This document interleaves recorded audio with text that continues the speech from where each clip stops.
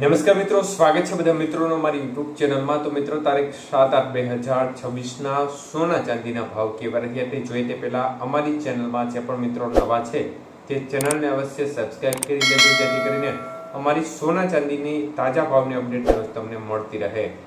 ચાંદીના ભાવ જોઈએ તો આજે 1 ગ્રામ ચાંદી 240, 8 ગ્રામ ચાંદી 1920 રૂપિયા, 10 ગ્રામ ચાંદી આજે 2400 રૂપિયા, 100 ગ્રામ ચાંદી 24,000 રૂપિયા અને કિલો ચાંદીનો ભાવ આજે 2,40,000 રૂપિયા સુધી રહ્યો હતો।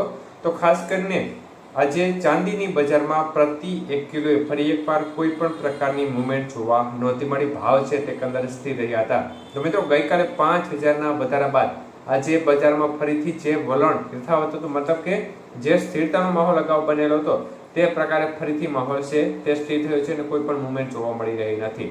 ત્યારે 22 કે સોનાના ભાવ જોઈએ તો 1 ગ્રામનો ભાવ 13,730 રૂપિયા, 8 ગ્રામનો ભાવ આજે 1,09,840 રૂપિયા, 10 ગ્રામ સોનું 1,37,300 અને 100 ગ્રામ સોનું 13,73,000 રૂપિયા સુધીના ભાવ રહ્યા હતા। તો ખાસ કરીને 22 કે સોનાના 100 ગ્રામના ભાવમાં 26,500 રૂપિયાનો મોટો વધારો જોવા મળ્યો હતો।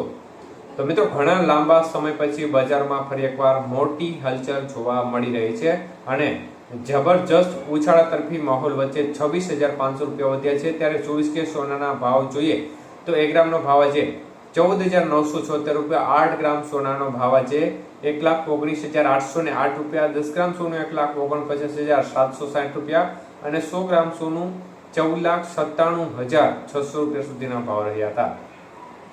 તો મિત્રો, ખાસ કરીને 24 કે સોનાના 100 ગ્રામના ભાવમાં 28,700 રૂપિયાનો મોટો વધારો થયો હતો।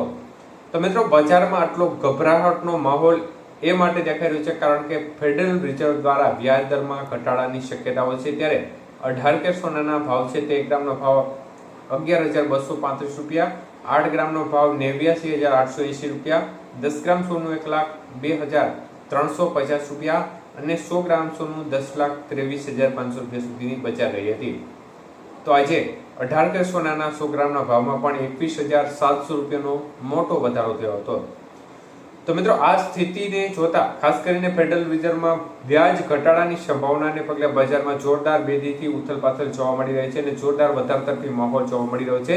જ્યારે ફેડરલ રિઝર્વ દ્વારા વ્યાજ દર ઘટવાની સંભાવના દેખાય ત્યારે માર્કેટને એક સપોર્ટ મળે અને બજાર છે તે વધુ ઊંચી જાય।